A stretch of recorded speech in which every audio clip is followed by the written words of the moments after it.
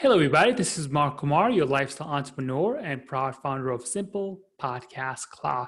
Today, we have an amazing podcaster who's going to be telling you all these things that all the experience this person has. He's going to share amazing tips with you. So I'm not even going to say anymore.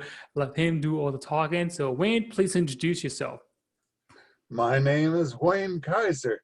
I live in Arlington, Virginia with my wife and two older kids. And we're just sitting here through this epidemic. And I podcast the Ballycast podcast, which it's a very niche subject. It deals with the sideshow, freak show, and variety arts. And it's not, what's the right word? I'm not trying to make money off of it. I do sell some digital products on a separate website. I have my own website for that and for the podcast, which kind of helps keep them separate and under control. And the products I sell almost exclusively, PDFs, just about pay for the cost of the podcast. I'm really, what's the right word, irritated or whatever by these people who are claiming, oh yeah, make $100,000 a year off your podcast. I'm not trying to do that. So, when I release a new episode, the first 30 days I get maybe 40, 60 downloads. But since they are all always available, they generally continue to pile up views and downloads pretty much forever. Man, I must say you really have a unique a niche for your podcast. How did you pick that niche? Just out of curiosity. It's just strictly what I'm interested in. What I'm interested in, and I've accumulated a lot of friends who I've never met, to include people I sort of feel invested in, even though I've never met them. My interviewees and social media friends are all on a pretty much equal standing. So for that reason, I don't know, I never wanted to run away with the circus. I always wanted to run away with the carnival, and never actually did that. I'm pretty much housebound now, not because of the virus, but just because I have health problems. So I can't go wandering around carnival lots. I just do this remotely. And Okay, sounds good. So you said you were podcasting for how many years again? well, I tell you what, why don't I just go and check my files and make sure I'm not lying to you. Episodes, first one, October 2007. Wow, that's a very long time. How did you start it, if you don't mind me asking? Well, it's kind of a habit. These ideas just come to me. And since the minute I researched it, I found out this can be essentially free. And I said, well, let's see what you can do. Now, my earlier episodes were a lot of my advice. Time has superseded a lot of my advice. I used to do family entertainment, magic and clown shows for families and kids. But and I had much to offer at one time from my 26 years of performing experience. But again, time has superseded a lot of my advice, not all of it. And I still have some things to offer. What's come between it? Poor life choices and questionable impulse control. And now I'm finding right now that my voice is kind of going, and it's certainly not what it was. I used to do a lot of voiceover stuff for people. Again, online, you can do it all online, but it's not what it was. I mean, I guess you were absolutely right. Back in the days, that was not the case. But, because nowadays everything is digital and then people are spending more and more time at home trying to entertain themselves, and podcast is definitely a good way to, help other people out. And since you've been podcasting for a very long time, and what are some things that you have learned that made you feel like I want to continue podcasting? Well, I'm also only doing one episode a month, and I've tried to hammer through a few extra episodes, mining some clips from my past episodes and whatnot to help people get through the virus months, but that hadn't worked as well as I'd like, and I'm just keeping it to one a month right now because it takes me that long to write one.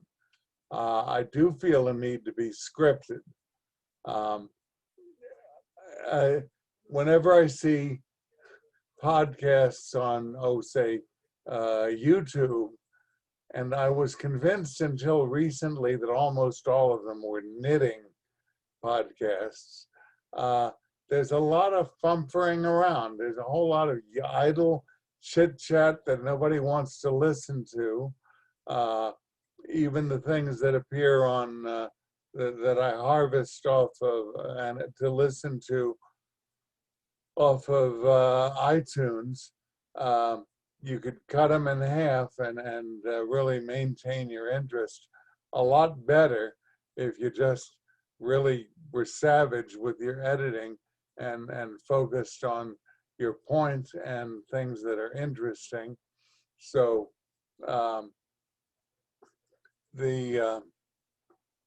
what did you just ask me? I've quite forgotten. What I was asking was like, what have you learned that from podcasting that makes you continue and keeps you motivated to continue podcasting? I got nothing else to do. Again, Okay. I'm homebound, so I'm sitting here. I spend most of my life in the 6 feet between my lift chair behind me and this computer. So, oh yeah, there's a little more to it than that, says my wife. Yes, sometimes I have to go to the bathroom. Wait, that's not what I meant. Oh, I love it. All right, cool. So when you produce your podcast, obviously it will be a lot easier. You just share your knowledge, right? Is there anything that you do afterward? Or more importantly, let's start with what software do you use to record your podcast? Audacity. Audacity. Okay, cool. And then I'm assuming that's where you do your post-production as well? Yes, it is. And now, of course, Zoom works so nicely. I'm not quite sure what you're receiving when my last episode that I put part of on YouTube, I was amazed. I mean, it cuts between shots of the individual speakers. It was amazing. Whether it's, let me just, yeah, it was Zoom better than Skype. You also have an unfair advantage. I'm being told I have an unfair advantage. How is that? You have a son who is a professional. Oh, yes. Well, editor. I do have a son who's a professional video editor for a national foundation in town. And I try and not rely on him, but occasionally I have to ask for his help, and it's invaluable. I totally understand.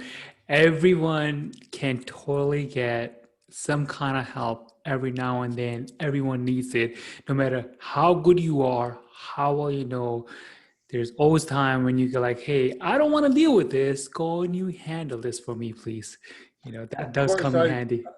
I don't want to say, gee, if you listen to the latest episode and get oh yes, very nice, very nice. But what can you say? Absolutely cool. All right, so you do your post-production in Audacity, you create your content, and then how do you tell other people that way they can go listen to it? Do you do like what's your process? Like, in other words, get your word out there. Hey, I put out another episode. Go listen to Well, it. pretty much social media. I have more followers that I can identify on YouTube than I do on anywhere else, and I've lost track because my hosting company kind of screwed me over. I got rid of my hosting company that was trying to charge me $30 a month just so nobody would hack me. Nobody wants to hack me, but they made me subscribe to this service. I finally said, to heck with it, I'm going somewhere else.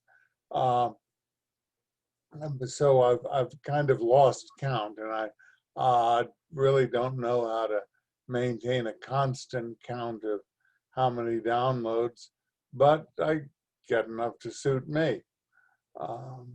And that's all that matters. As long as you are podcasting for your own pleasure and you are affecting people who you truly want to reach, that's all that matters. I feel that way. So totally understand. Well, I think I got something to say. Absolutely. If you want to hear it, hear it. If you don't, don't. That's the beautiful part about podcasting, is because everyone has some kind of opinion that they can share or voice their opinion about any particular topic. And there are people out there who will be like, I like your topic better than somebody else. And there's a million podcasts out there. Unbelievable numbers. Yep, absolutely. Every subject. Tell me about Stephen King. Tell me about Stephen King. I heard in the background. Well, why don't you tell them to come join the podcast show? Come on in. No, this is my job to sit in the back and kibitz. Yeah, strangely, Stephen King harvested some of my, on the other website, Carney Lingo list for one of his young adult books, and was kind enough to credit me. But that's come and gone. I really, I needed somebody to say, hey, look what's happened. I would never have found out. But on my, the podcast itself is on ballycast.com. BALLYCAST. And my sales site and the list I just mentioned of Carney Lingo is on goodmagic.com. And that I find the inner workings of any industry is pretty well revealed by the language that the workers in it use. Thank you.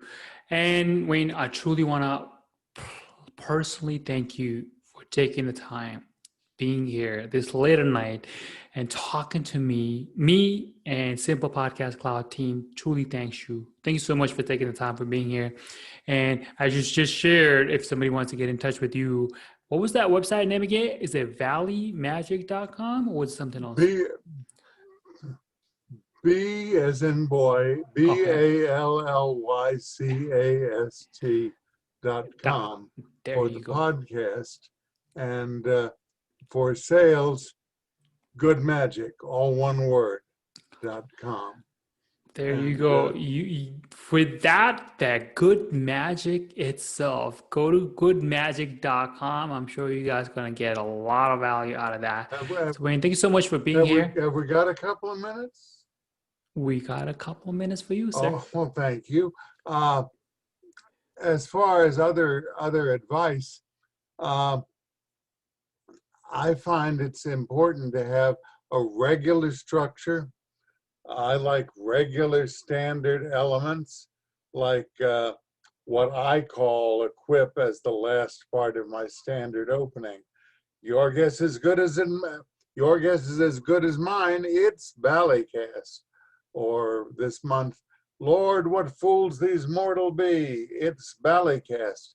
And then early in the introduction, a clip from the main interview. It's interview based. And then what I call a coda, maybe a particularly pertinent short clip from earlier in the show or something else short and relevant. And that structure helps me build the pieces around it.